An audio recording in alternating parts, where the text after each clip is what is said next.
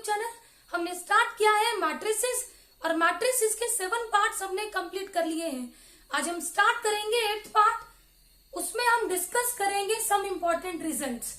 देखो सबसे पहला रिजल्ट है a plus B whole square is equal to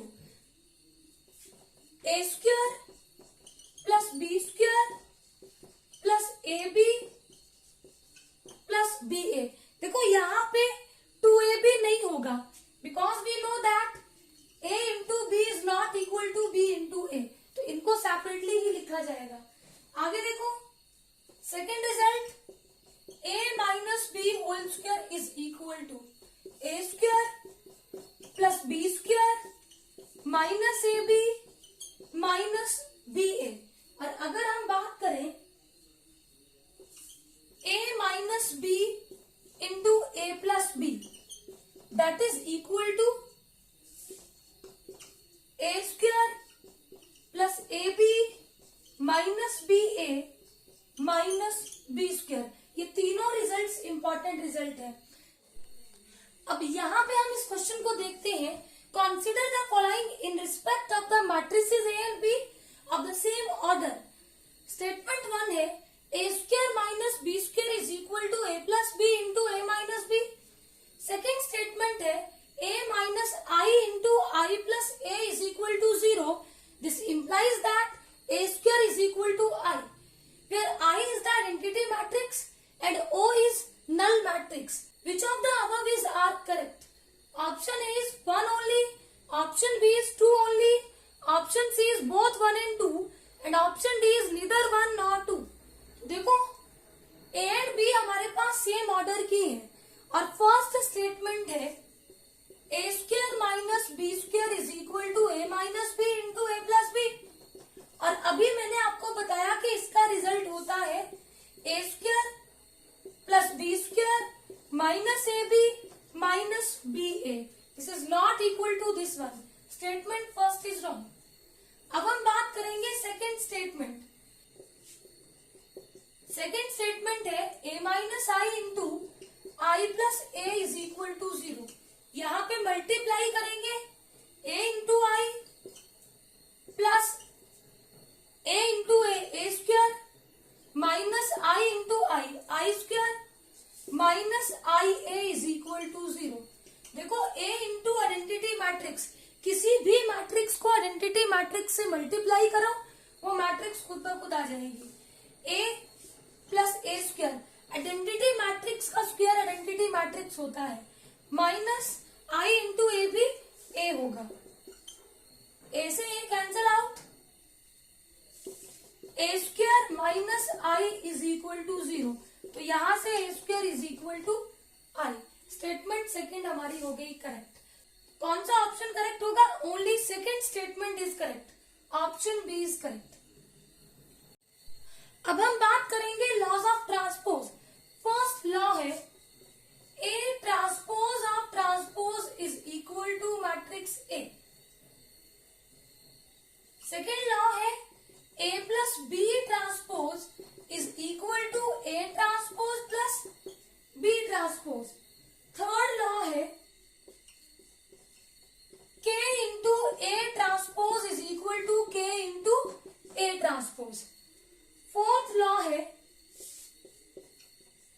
A B transpose is equal to B transpose into A transpose. Fifth law है A into B into C transpose, reverse चलता है, C transpose into B transpose into A transpose. Seventh law है A raise to power N transpose is equal to A transpose raise to power N.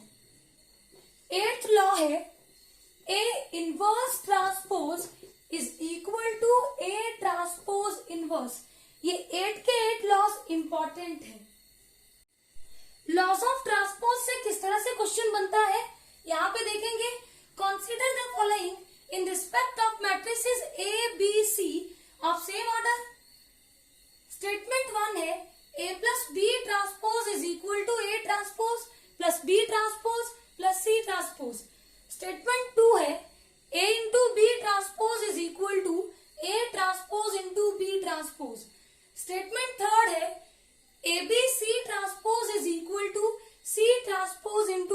Transpose into A transpose. Which of the above is are correct? Option A is 1 and 2 only. Option B is 2 and 3 only. Option C is 1 and 3 only. And option D is 1, 2 and 3.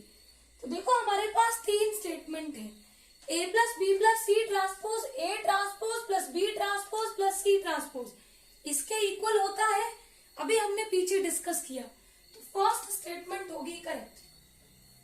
Second statement में दिया है into B transpose is equal to A transpose into B transpose. लेकिन यहाँ पे हमने उल्टा पढ़ा है, इनवर्स चलता है, B transpose into A transpose. तो सेकेंड स्टेटमेंट हो गई रॉन्ग. थर्ड स्टेटमेंट है A into B into C transpose, reverse में C transpose into B transpose into A transpose. तो थर्ड स्टेटमेंट होगी करेक्ट. तो कौन सा ऑप्शन करेक्ट है? हमारे पास स्टेटमेंट 1 and 3 करेक्ट हुई. तो ये वाला ऑप्शन कहाँ पे है? Option C is correct. 1 and 3 only.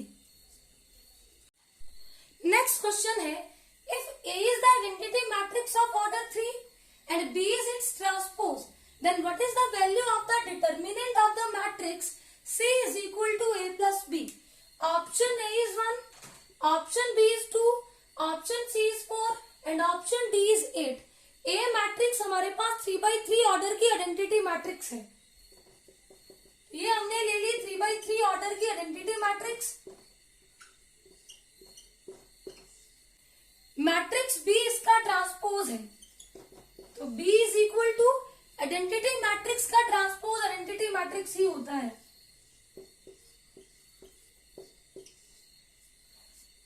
C is equal to A plus B.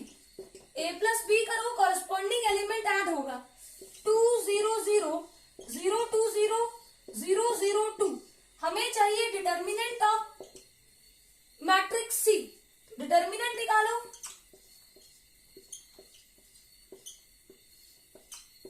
देखो ये जो मैट्रिक्स सी है ये हमारे पास स्केलर मैट्रिक्स है और स्केलर मैट्रिक्स का डिटर्मिनेंट होता है product of its diagonal elements.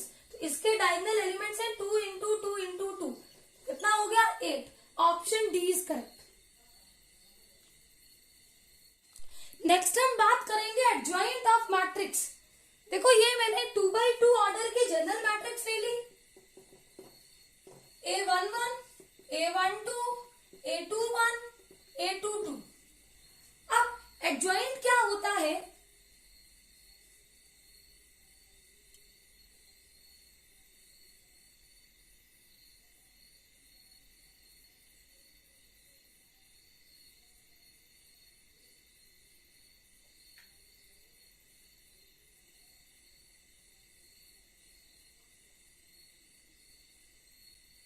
Adjoint होता है इनके कोफैक्टर्स का ट्रांसपोज.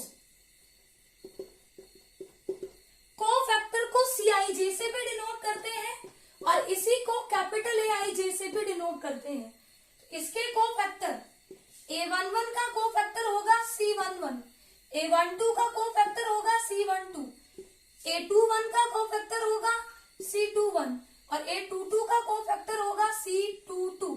इसका ट्रांसपोज हमारा होता है एडजॉइंट ऑफ ए. जो कोफैक्टर्स होते हैं उनका ट्रांसपोज. अब कोफैक्टर कैसे निकालते हैं? अगर मुझे C11 चाहिए हो तो -1 raise to power I plus J, 1 + 1 2 M11 और M11 कैसे निकालेंगे? एलिमिनेट करेंगे फर्स्ट रो और फर्स्ट कॉलम को, जो बचेगा वो M11. C12 -1 raise to power 1 + 2 3 M12. M12 कैसे निकालेंगे? फर्स्ट रो और सेकेंड कॉलम को एलिमिनेट करके जो बचेगा वो वैल्यू आएगी. फिर C21 -1 raise to power 3 M21 और M21 सेकेंड रो और फर्स्ट कॉलम को एलिमिनेट करके जो बचेगा. और C22 -1 raise to power 2 + 2 4 M22 और M22 क्या होगा? सेकेंड रो और सेकेंड कॉलम को एलिमिनेट करके जो बचेगा. इस तरह से फाइंड आउट करते हैं एडजॉइंट ऑफ ए. अब हम देखेंगे 2x2 ऑर्डर के मैट्रिक्स का इजीली हम एडजॉइंट कैसे निकालते हैं विद ट्रिक. फर्स्ट है ये मैंने मैट्रिक्स ले ली 2x2 ऑर्डर की ए बी सी डी, इसका adjoint of A, simple 2x2 matrix का एडजॉइंट निकालेंगे, डायगोनल एलिमेंट्स को इंटरचेंज करते हैं, मतलब ए के प्लेस पे डी लिखेंगे, डी के प्लेस पे ए लिख देंगे, और ये जो नॉन डायगोनल एलिमेंट्स है इनका साइन चेंज करके इनको एज इट इज लिखते हैं। ये होता है 2x2 ऑर्डर की मैट्रिक्स का एडजॉइंट। सेकेंड प्रॉपर्टी है A into adjoint of A is equal to adjoint of A into A, and that is equal to determinant of A into identity matrix. Third property है adjoint of A transpose is equal to adjoint of A transpose.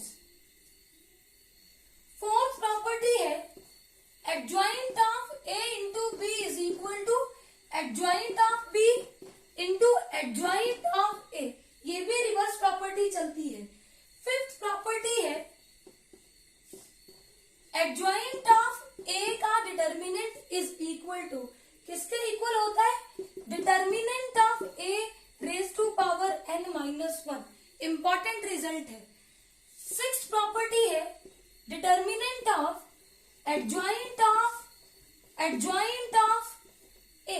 अब देखो adjoint of A का determinant था determinant of A raise to power n minus 1, आगे जितनी बार adjoint लगा होगा उतनी हम कर देंगे पावर। तो देखो कितनी बार एडजॉइंट लगा है, 2 टाइम, तो n माइनस 1 की पावर हो जाएगी 2। अगर यहाँ पे लिखा हो एडजॉइंट ऑफ ए, तो ये होगा determinant of A raise to power n minus 1, और कितनी बार एडजॉइंट लगा उतनी कर देंगे इसकी पावर। तो ये होता है इसका फॉर्मूला। ये भी इंपॉर्टेंट रिजल्ट है, ये रिजल्ट डिटर्मिनेंट के लिए है। सिक्स्थ प्रॉपर्टी है एडजॉइंट ऑफ ए। पहले हमने इसका डिटर्मिनेंट किया, अब ये डिटरमिनेंट नहीं है, अब ये है मैट्रिक्स, तो इसका रिजल्ट होता है determinant of A raise to power n minus 2 into में मैट्रिक्स ए। ये भी इंपॉर्टेंट रिजल्ट है। अब यहां ध्यान से देखना, अगर आपके पास ये जो ऑर्डर है n है, ऑर्डर ऑफ मैट्रिक्स, ये जो ऑर्डर है अगर ये ऑड है तो अलग रिजल्ट होगा, और अगर ये इवन है तो अलग रिजल्ट होगा। लेकिन ये मैट्रिक्स है, नॉट डिटर्मिनेंट, इसमें कंफ्यूज नहीं होना। पीछे जो मैंने आपको 2-3 रिजल्ट बताए वो डिटर्मिनेंट के लिए थे। अब देखो जब ऑर्डर आपके पास ऑड होगा तो एडजॉइंट ऑफ ए की वैल्यू होगी determinant of A into matrix A, और जब हमारे पास ऑर्डर इवन होगा तो एडजॉइंट ऑफ ए, इवन मतलब यहाँ पे हम ऑर्डर 2 की बात कर रहे हैं और यहाँ पे ऑर्डर 3 की बात कर रहे हैं, तो एडजॉइंट ऑफ ए होगा ए। ऐसे भी देख लो, जब ऑर्डर 3 तो 3 माइनस 2 1, तो determinant of A into A. जब ऑर्डर 2 तो ये रिजल्ट बनेगा determinant of A raise to power 2 minus 2 0 into A. किसी की भी पावर 0 रिजल्ट मिलता है 1, तो ये आ जाएगा आपके पास मैट्रिक्स ए। तो ये दोनों ही रिजल्ट इंपॉर्टेंट है, डायरेक्ट यूज करेंगे हम इनको। सेवंथ प्रॉपर्टी है adjoint of A into B into C, तो ये तो रिवर्स चलता है, adjoint of C into adjoint of B into adjoint of A. ये सारी ही प्रॉपर्टीज इंपॉर्टेंट है। आज हमने किया लॉज ऑफ ट्रांसपोज, उन पे बेस्ड क्वेश्चंस। उसके बाद हमने देखा एडजॉइंट ऑफ मैट्रिक्स क्या होता है, फिर हमने डिस्कस की एडजॉइंट ऑफ मैट्रिक्स की प्रॉपर्टीज। जितनी भी प्रॉपर्टीज है इनको टिप्स पे कर लेना, कल हम करेंगे इन पे बेस्ड क्वेश्चंस। आई होप आज हमने जितना भी किया होगा आपको अच्छे से क्लियर होगा। Please subscribe my channel for new videos. Thank you.